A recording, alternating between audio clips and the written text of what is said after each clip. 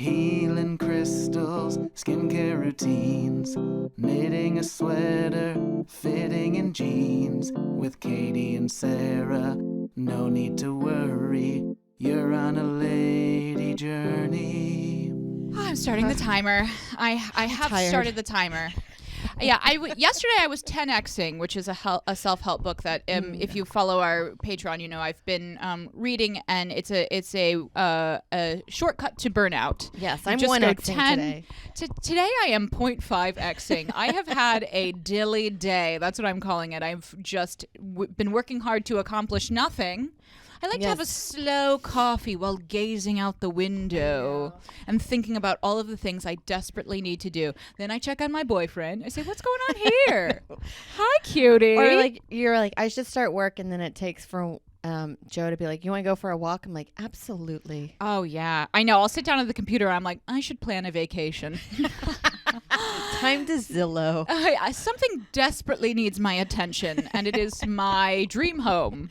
I had a day last week, I think, on a Sunday. None of the trains were working. Had a spot in Brooklyn. Did a podcast that I don't know gets a lot of listeners.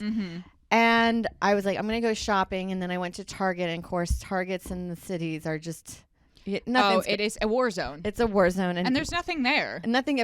There's stuff there, but then nothing at the same time. Yes. There's a lot of nothing. So I got home at like 9:00 at night, maybe even later. And that took me almost 2 hours to get home from Brooklyn because the N was down. I was like, I did so much today and yet accomplished nothing. Yes, that New York will suck you in that way. You're like, I'm exhausted, but I have done one errand.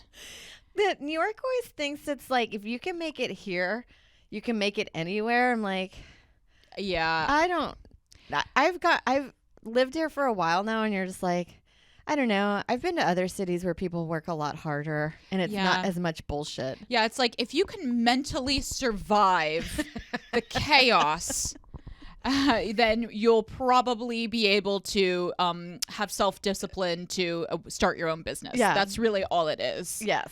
But it's also, it feels easy being anywhere else other than New York. But then you do go to other places and you're like, well, in Indianapolis, like there's no public transit.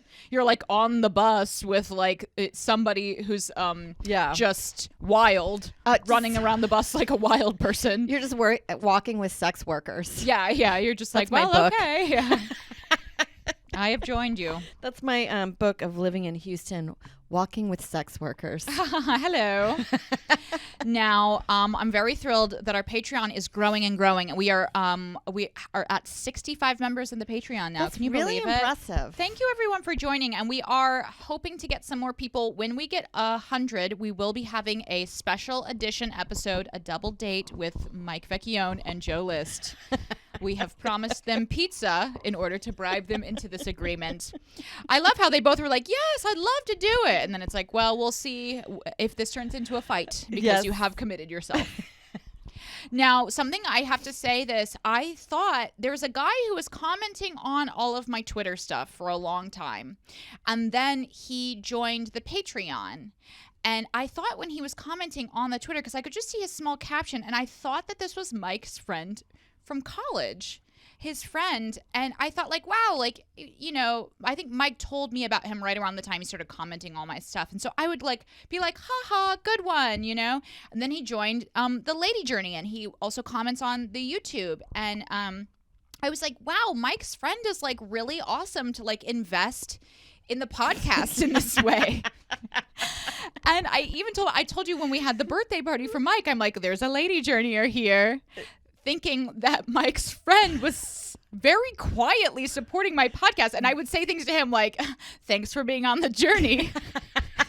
It's also like, when your boyfriend's friends are so supportive of you, like their guy friends. Like, when has a guy friend ever given a shit about what their girlfriends are doing? Yes. Well, I thought that maybe he and his wife were kind of supporting it together, and maybe like he bought the subscription, but like she was listening to it. And we went to a dinner party some months ago, and she had never heard of the podcast. And I was like, wow, maybe he's like really privately into the podcast. Maybe he's embarrassed We're a guilty pleasure. Yeah. And like he was really always into like always commenting about like recipes and stuff. And I was like, wow, and I'm thinking that this is the person. And I just found out Mike, I told Mike, I'm like, so-and-so's like, he's one of our juniors. And Mike was like, yeah, that's great. Like, he's so supportive. And then Mike and he went out the other day and he said something about like, it's really great that you're supporting Katie's podcast. And he was like, what? Which is like what any guy friend would say. Like, why would I be on Lady Journey?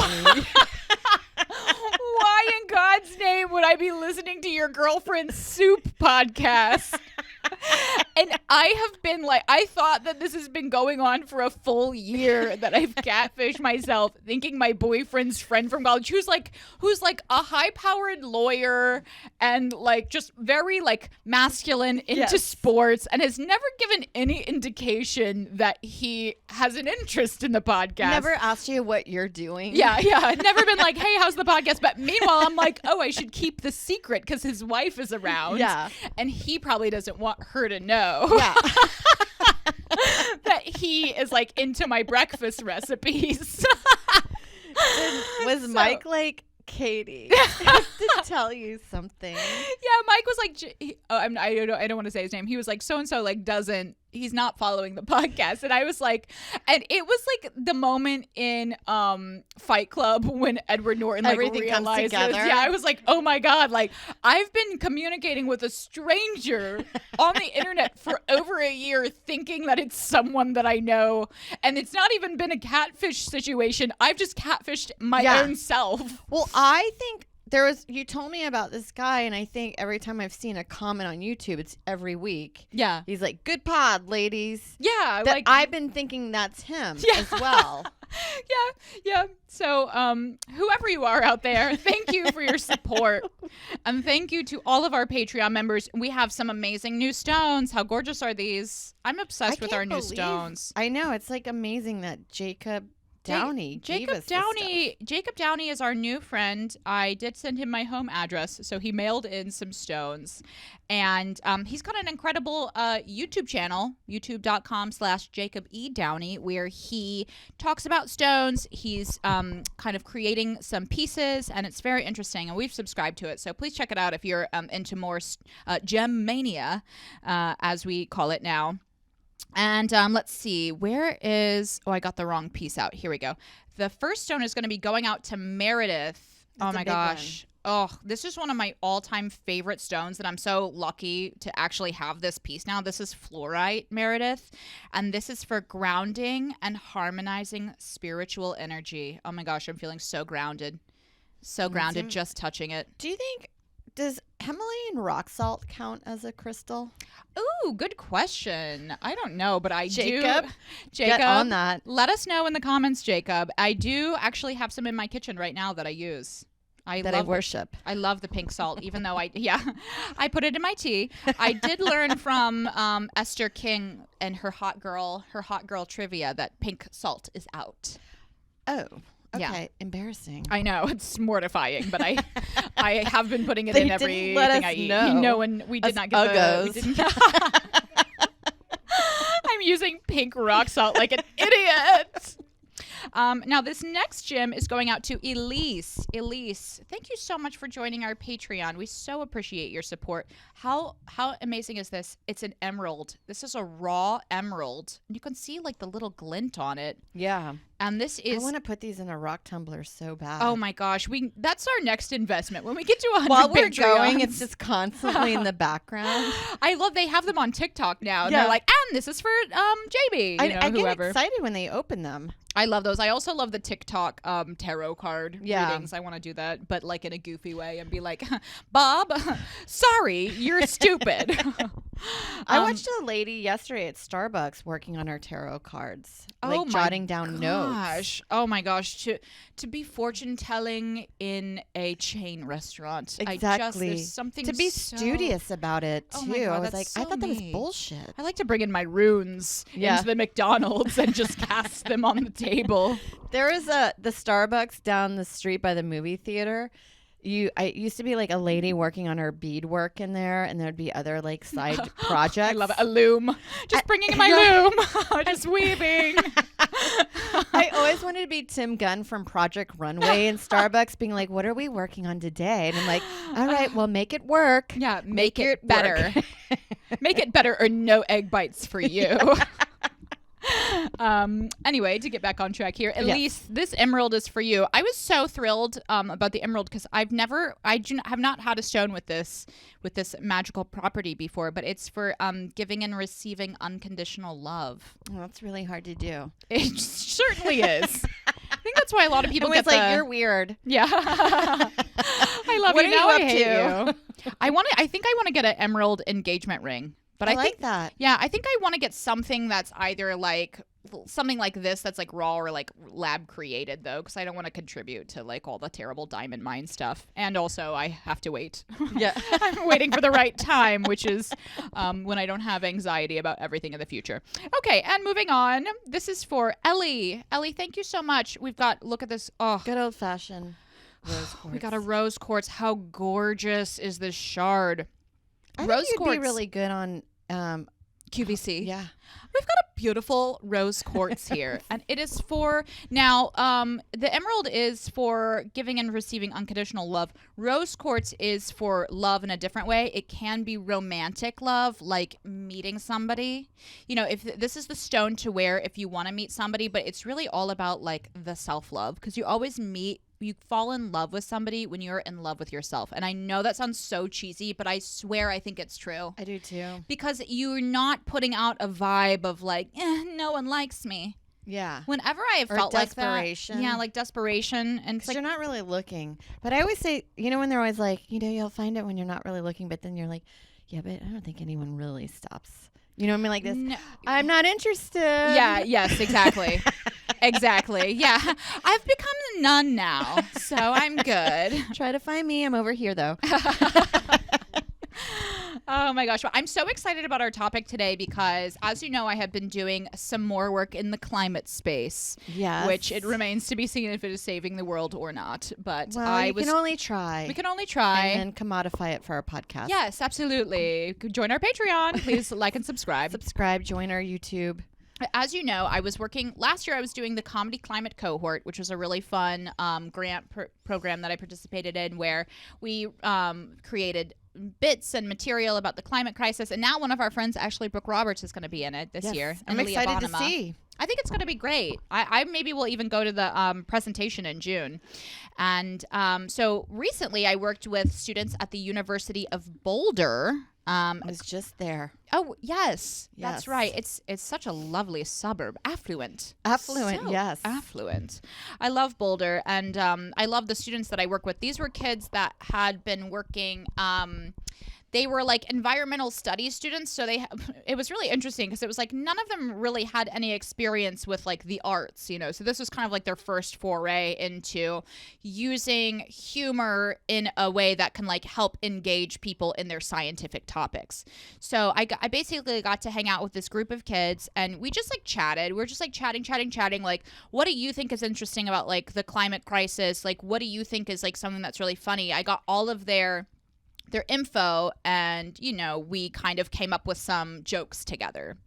And one thing that they were talking about so much, which I had never really covered in all of the seminars that I did last year, was fast fashion. It's one of the biggest contributors, just because the textiles of fake materials, like it's like a lot of oil byproducts, and then it's just, causes so much pollution. It's huge. I did not know the scope of it. I'm like kind of baffled that like, I just feel like we live in this like tiny, tunnel vision, like going to my spot, doing this, now Lady Journey, you know? because you don't really think of, and it's also we can't keep up with it. So it's just getting, it's just huge landfills on other countries. We don't ever throw it away in our country. No.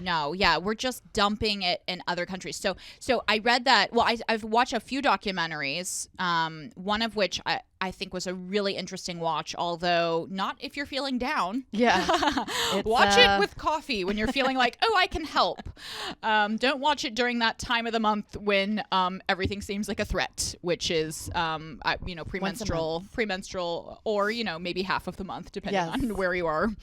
But so I read it. It was called The True Cost. And actually, I did not realize that it's the fast fashion industry, or the fashion industry in general, is the second biggest polluter in the world to the oil industry. Yeah. We did so much stuff about how oh my God, oil is so bad, and stop using natural Solar gas power. in your stove. And it's meanwhile I'm I got a new top.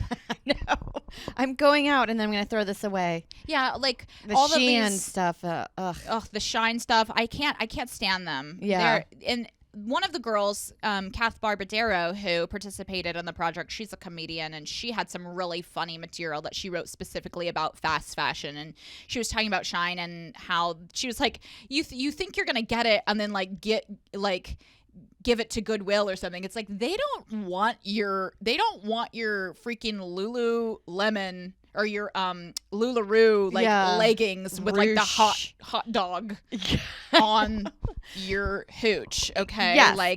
They're not gonna take it. It already falls apart before it gets there. Yeah.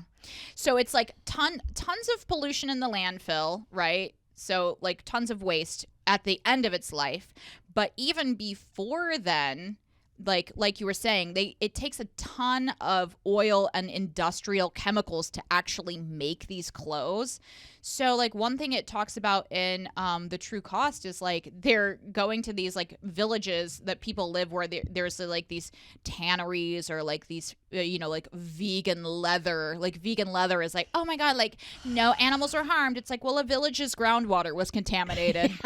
And every Doc child Martens there vegan is leather. Severely handicapped from it. I know. I remember that because you always are look, vegan leather, and then somebody told me everything. They're it's actually worse than killing an animal. It truly is. It truly is. It's there's nothing vegan about it. Yeah. It's if you were vegan, but then you're well, of course I eat people. Yeah. But just poor. I just eat poor Just people. Poor. Yeah. Exactly. That new book, Tender is the Flesh, everyone's so raving about it. It's the TikTok horror book of the year. Oh, I got to read this. Or put it in my bag and carry it for a year. Oh my, yeah. Yeah. Just get it out.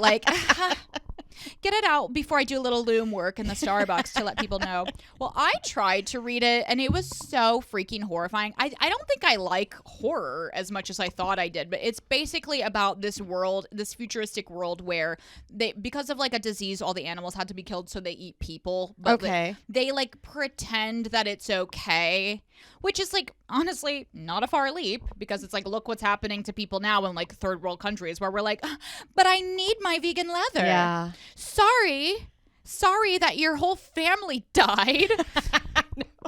So it's honestly, it's not that much of a leap, but it's just horrific description after description of then they were cutting off her arm. It's I can't read this. Yeah, it gets brutal. I tried to read it on vacation. I'm oh, this will be fun. Yeah. How about just tell me what's the point of this? Yeah. And then I'll be that sucks. Yeah, give me the summary. Yeah.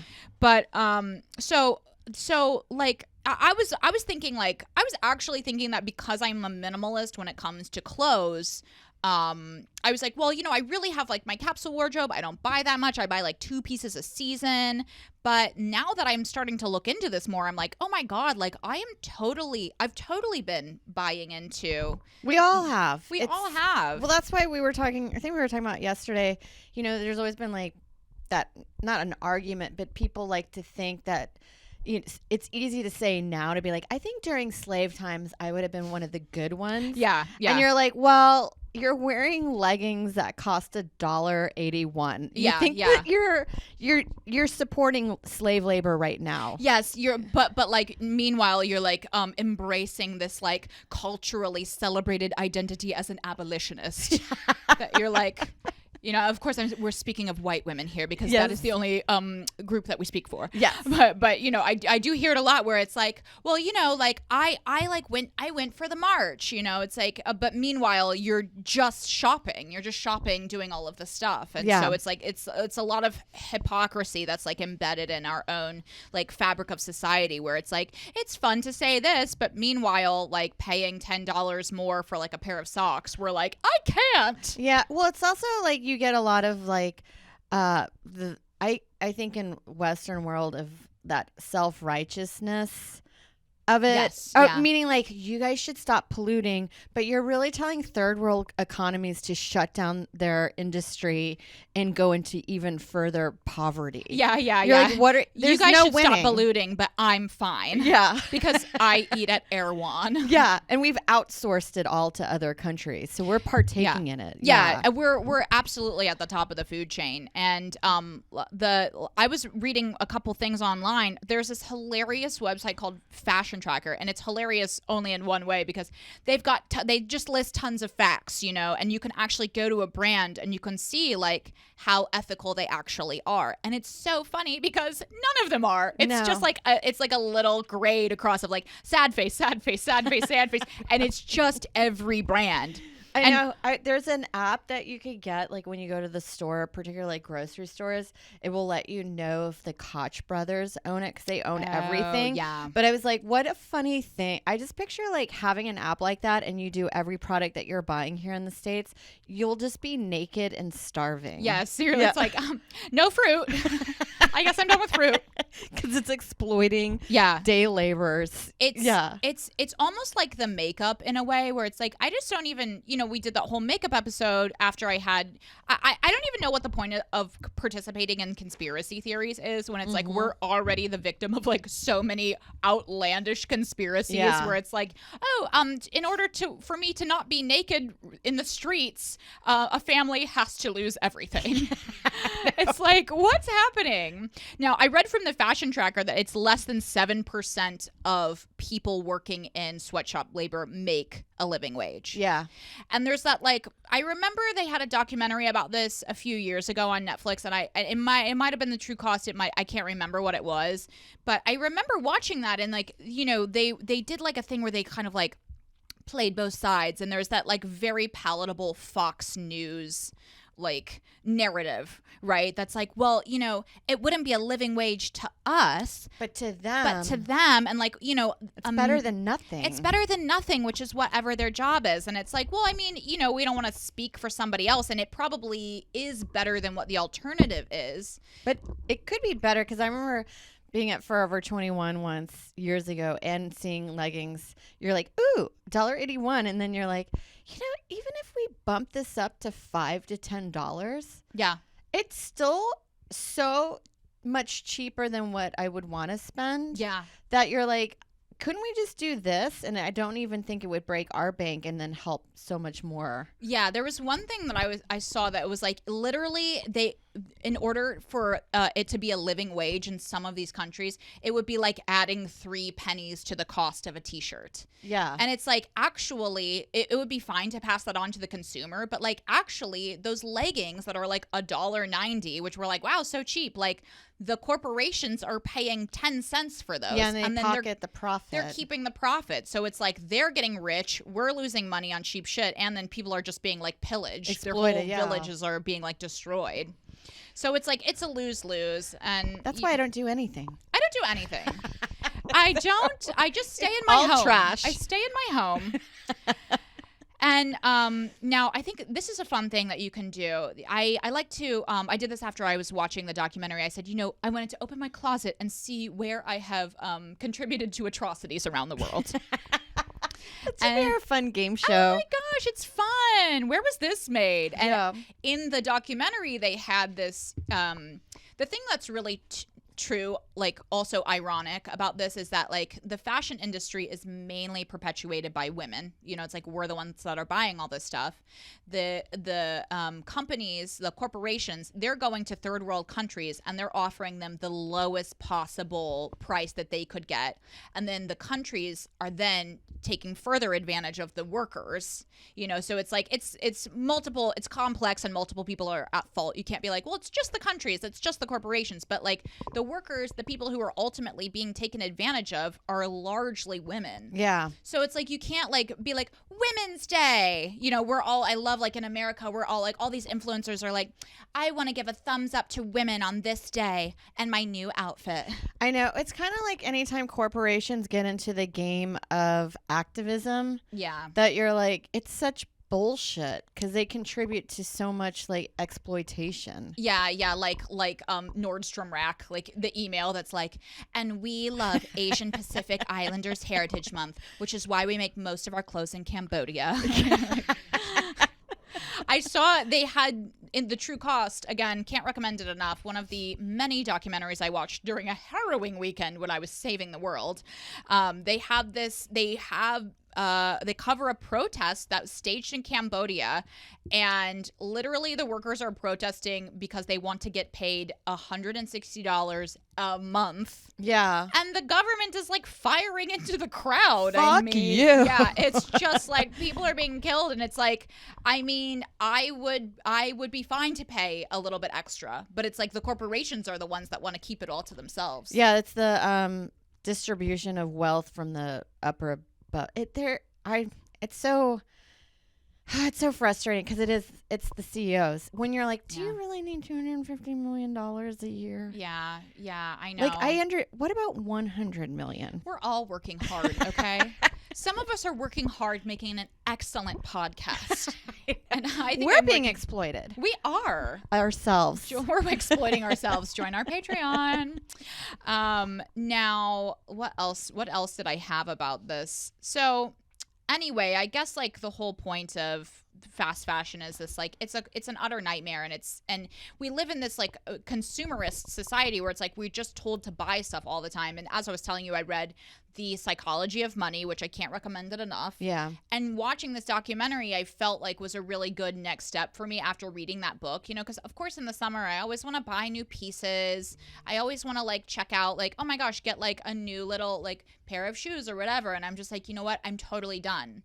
My journey is that I'm becoming like, I was already kind of a minimalist, but now I'm like really committing to going fully like fashion vegan, where it's like I'm not buying anything that's from sweatshops anymore.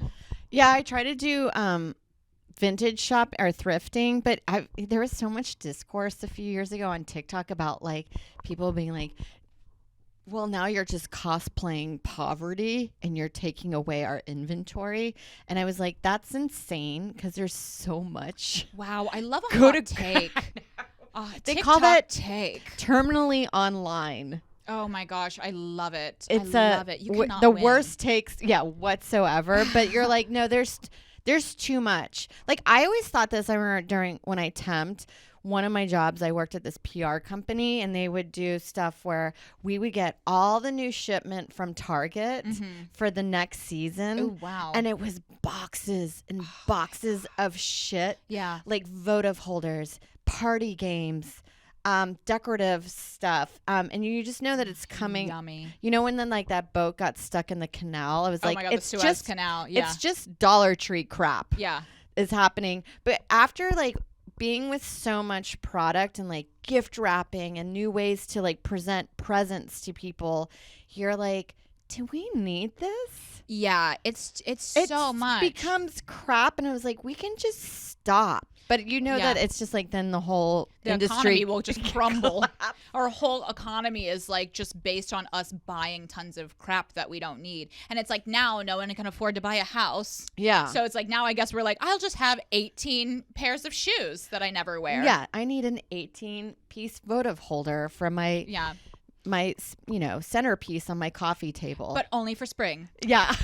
I saw this thing on TikTok, which I thought was really interesting. It was a woman who she was talking about, like, she lived in a bunch of different countries all over the world, and she's like an avid walker. So she's like always walking around, and she loves like going to these beautiful, in Europe, they have these like beautiful gardens and like places. And she was like, she was in New York, and then she's like going for her walk. And she said it was so like, just like jackhammer, man screaming, horns, just like a cacophony.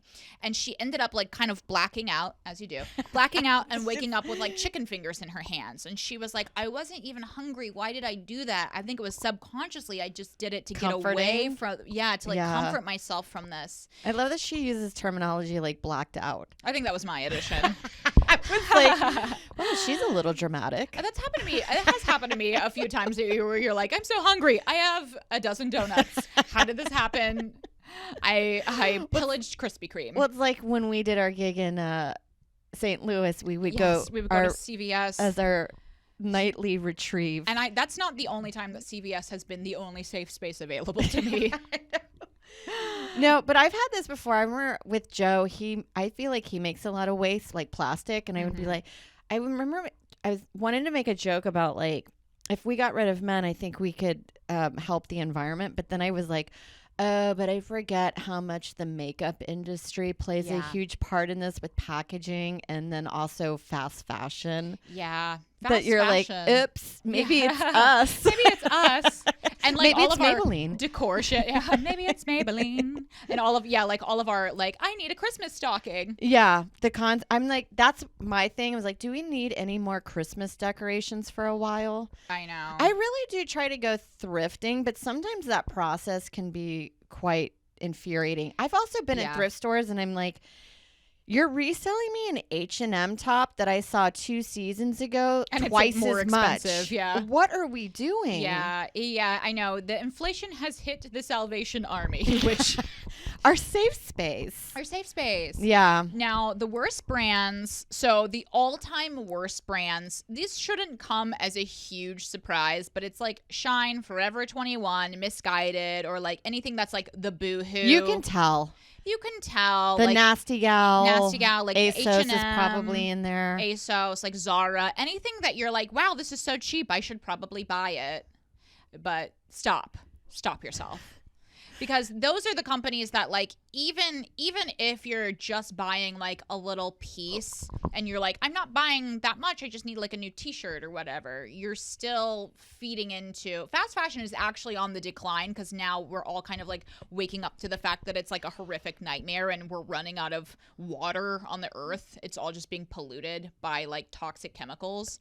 Yeah, especially in the third world country. That's the thing when people like, I have friends that have fear, like, are we going to be okay? I'm like, you'll be fine. But, like, it's going to cause a refugee crisis. Yeah. Oh, no. What if New York City floods? No, H&M I find is so hysterical because this is one thing I actually wrote some material on for my University of Boulder project, because the students were telling me that like H&M, they had this big green push where they put extra tags on all their clothing. Yeah, eco-friendly. They had like Maisie Williams, which is so funny because it's like, we're like, Maisie Williams is a hero, and it's like, she's a teenage girl. Yeah. She's a they teenage just girl. Slapped her face on her. Yep. Agent's like, it'll be really easy. You don't have to commit to anything. Remember when she defeated the Dark Lord? Now she's helping us greenwash our clothes. Because what it is that H&M is claiming, and I saw this in a different documentary, what H&M and a lot of these companies are claiming that they're green because they use viscose. And viscose is made from wood, okay? So it's like made from wood pulp, but the chemicals that they have to treat the wood pulp with to get it down into the fiber are so toxic that like these are the ones that are just like ruining entire villages. Yeah. So it's like, it's not green in any sense of the word. It's just a different type of poison. Yeah, and also all these terminology, even when you find out in the food industry, organic is a very loose term. Yes, it's exactly like the makeup where they're like, well, this doesn't have any talc. According to our experiment, which was our method of testing, which was devised by the asbestos industry. Yeah. To sneak it on to you. Sorry, you have mesothelioma. Nothing you can do. Yeah.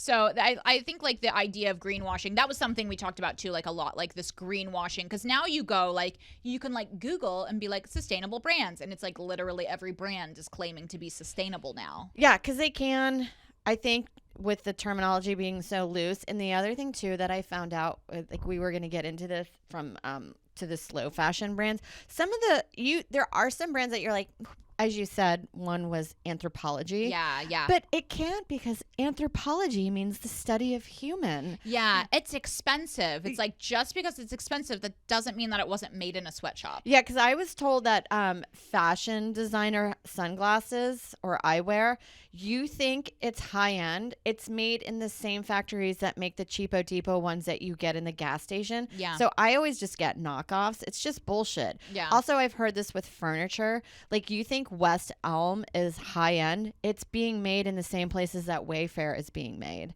It's the same quality. Yeah, it's like the when they have like the Gap and like the Gap outlet. Yeah. It's like they just make the Gap outlet cheaper. Yes. So like poor people are like, I got this at the Gap. Yeah. Sorry, I hope that wasn't an offensive accent, but that's kind of how people sound in certain areas, but they can be lovely. Yes. But I don't want to offend anyone. I got this at the Gap. Gap and Old Navy, by the way, are also some of the worst brands. Which I was know, like, I partake in it though. I like, get my T-shirts there. Old Navy. Well, I'm like really now fully committing, because I think too, like when you commit to buying these pieces from the slow fashion brands, and we do have some to recommend here, that you're paying for quality. So it's like, why not just pay 5 times more for a shirt that you're going to have 5 times longer? Yeah. And if it gets stained, like just, wash it. Well, I like white T-shirts, but I always get the yellow in my armpit. Me too. What is that? What is that? And it won't come out. But I feel like I just buy Hanes and it's cotton. 100% cotton and like is this, at least better at than... least biodegradable. Yeah. I mean, like and it's cheaper. Buying natural fibers is... If you like do need to buy fast fashion or something, like as long as you stick to natural fibers, there's like degrees of like, I was watching in one of the documentaries, one of the guys they interviewed is like, you shouldn't be buying anything. You have more than enough clothes. You know that you do. You're buying to satisfy an impulse. I was like, he is right. But hard to disagree. I'm going to a wedding. I need wedding stuff. Well, I told you about this yesterday. So let me first go through a couple of the slow fashion brands. Reformation is actually a really good slow fashion brand. I'm actually surprised about that, because I've followed accounts that go damage or quality control, and they're always surprised how expensive Reformation is. There's usually no lining. The stitching's actually pretty poor. That it's like surprising that they are slow fashion. Yeah, I mean, I do like their stuff. I do like it too. I think you really have to do your research and become fashion conscious, like, because a lot of, like I was saying, like you could Google like sustainable brands, and it's like literally every brand will pop up for you, including Gap and Old Navy and H&M. Like they're all like, we're doing it too. We're sustaining our business. We're sustaining lives. So it's like, so you could be sustaining literally anything. Yes. And it could be the pollution of the planet. But one that I found, they profiled this brand in the documentary, The True Cost. It's called People Tree. And I looked at their website. Never heard of them. Yeah, they it's a Japanese brand, and so it's very like minimalist, these beautiful like natural fabrics, great cuts. It's very similar to Everlane, which is another good slow fashion brand. Madewell is a slow fashion brand. But People Tree is like very committed to like community enrichment. So I'm like, I'm definitely going to get some stuff from there too. I've also Patagonia. I love Patagonia. I love them too. I feel like some companies should really embrace. I know Madewell does this thing of like you can donate your old Madewell jeans back to them. Yeah. And I think other companies should partake in that. Like if it's good quality, let's just have like reshoot of some older stuff. Yeah, and just make it like actually vintage available. Madewell. Yeah, actually available like in your town, where you can just like drop them off at the store or something. So I mean, again, you have to. I didn't put a ton of slow fashion brands to recommend, because I think it's something that you have to kind of like look into, do your due diligence, and also have your own style in mind. Like Quince is a brand that I've been looking into, which is like affordable. They've been advertising a lot lately. Yeah, like affordable silk and cashmere. They claim to be a slow fashion brand. So I think I might look into getting some stuff from them. And in terms of like slow fashion shoe brands, there's no name brands that like the shoes. I was like, oh my gosh, like what will I wear on my feet? Birkenstocks. I have my Birks. Yes. Rothy's is a shoe brand that I'm kind of getting into. I have not purchased anything from them, but I am considering. I've seen their stuff and it looks. They're like little ballet flats. Yeah. Yeah. Not my style, but Adidas is only kind of bad. yeah. So I'd say go They with Adidas. had a blip a few months ago with the Kanye. Bit of a blip. Bit of a blip. There was one day where I was like, can you guys let me know before I head out that I'm wearing an anti-Semitic shoe? Yes, yeah.